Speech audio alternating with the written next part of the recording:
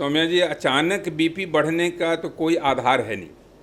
अगर आप सतर्क हैं, सजग प्रहरी हैं, तो बीपी अचानक बढ़ने की गुंजाइश नहीं के बराबर है। प्रहरी कैसे आप सजग होंगे? तो सबसे बड़ी बात है कि अगर आप एक निश्चित उम्र के पड़ाव को क्रॉस कर चुके हैं, जैसे मैं बार बार 40 की बात करता हूँ, अब तो थोड़ा नीचे भी कर लीजिए, तो साल में एक बार अपना ब्लड प्रेशर चेकअप जरूर करा लीजिए। अगर थोड़ा भी हायर साइड में है तो चिकित्सक की सलाह में आ जाइए। दवाइयाँ लेने में गुरेज न कीजिए। कई बार लोगों को ये होता है, जो मरीज सब आते हैं, कि डॉक्टर साहब एक बार दवाई ले लेंगे तो ज़िंदगी भर खाना पड़ेगा, अभी हम दवाई नहीं लेंगे, अभी सिर्फ टहलेंगे, अभी खान पान पर करेंगे। हाँ, लाइफ स्टाइल बदलना बीपी के इलाज का पहला सूत्र है, लेकिन दवाइयों से परहेज़ करना, वही जो आप कह रही हैं, कभी कभी अचानक बीपी को बढ़ा देता है। दवाई लेने में परहेज़ न करें, दवाई खाते रहें, और एक बार दवाई खा लें तो बराबर संपर्क में रहें। 1 महीना 2 महीना के बाद ज़रूर बीपी नपवाते रहें।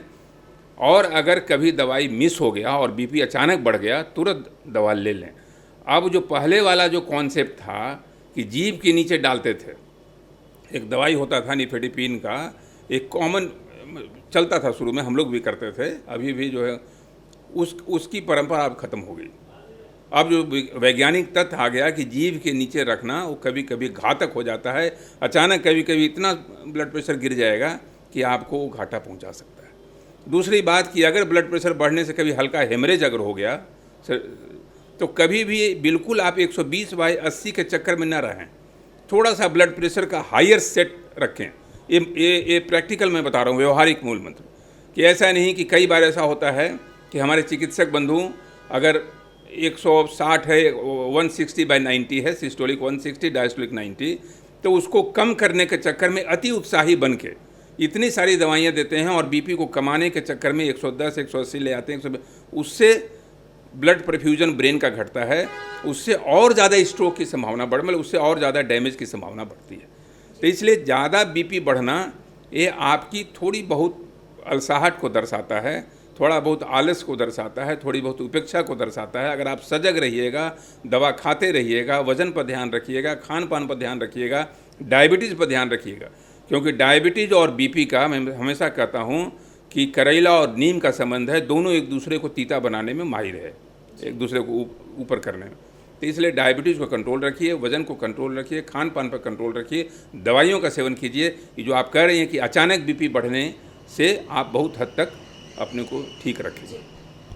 डॉक्टर साहब, मान लेते हैं कि कोई आदमी जो है रेगुलर अपनी दवाइयाँ भी ले रहा है, किसी एक दिन गलती से मिस हो गई, वैसे केस में अगर अचानक बीपी शॉर्ट हो जाता है, उस परिस्थिति में आ गए हैं, बीपी बढ़ चुका है, तब क्या करना चाहिए? अगर सिर्फ बीपी बढ़ा है और उसका कोई कॉम्प्लिकेशन नहीं हुआ, यानी कोई ब्रेन पर, बीपी का सबसे ख़राब असर वो स्ट्रोक होता है, जो हम लोग कहते हैं कि वो तुरंत ही कहीं न कहीं लकवा मार दिया, कहीं हेमरेज हो गया, वो अगर नहीं है तो तुरंत जैसे ही आपने मिस किया है, तो जैसे ही बीपी बढ़ने के तुरंत आप दवा ले लीजिए। अगर एक टैबलेट से कंट्रोल नहीं हो, उसका पावर बढ़ा के फिर ले सकते हैं, ताकि बीपी आपका नॉर्मल हो जाए। अगर आपको कुछ न्यूरोलॉजिकल सिम्टम आ गया, कहीं हाथ पैर में झुंझुनी भी अगर हो रही है, थोड़ा वीकनेस हो रहा है, तो उसमें देर न करें। मैं आपके चैनल के माध्यम से बताना चाहता हूँ कि विंडो पीरियड इसमें बहुत इंपॉर्टेंट होता है। शुरू के 2 घंटे काफ़ी अहम होते हैं और 6 घंटे तो बिल्कुल ज़्यादा होते हैं। उस पीरियड में अगर वो दवा आती है जो वेन में डाल दिया जाए, जिससे क्लॉट ख़त्म होता है, तो अर्जेंट जा कर के किसी ऐसे फैसिलिटी में जहाँ न्यूरोसर्जन, न्यूरोलॉजिस्ट हैं, वहाँ वो दवा। कई बार ऐसा होता है कि लोग डॉक्टर से बीपी का इलाज कराने के चक्कर में ये जो विंडो पीरियड है, 6 घंटा वाला पीरियड, एक ख़त्म कर देते हैं और बाद में वो जो डैमेज रह जाता है उसकी भरपाई नहीं हो पाती है। इसलिए आम लोगों से मैं कहना चाहता हूं कि अगर ब्लड प्रेशर के मरीज हैं, हल्का भी हाथ पैर में कमजोरी है, उसमें देर न करें, तुरंत ही CT स्कैन या MRI कराएं और डॉक्टर के यहाँ जाएं। अगर जल्दी इलाज मिल गया तो आप 100% पूरा एक आम स्वस्थ व्यक्ति की तरह चलते हुए अस्पताल से आएंगे, दौड़ते हुए अस्पताल से आएंगे, कहीं कोई डैमेज नहीं रह जाएगा। नहीं तो फिर सारी ज़िंदगी आपको उसका परिणाम भुगतते रहना पड़ेगा। डॉक्टर साहब, अब एक आखिरी सवाल यही पूछना चाहूँगी कि मान लीजिए किसी को कभी बीपी की कोई शिकायत नहीं रही है, कभी किसी रिपोर्ट में भी कुछ नॉर्मल नहीं आया, ऐसे लोगों को अचानक दिक्कत हो जाती है, तब वो क्या करें?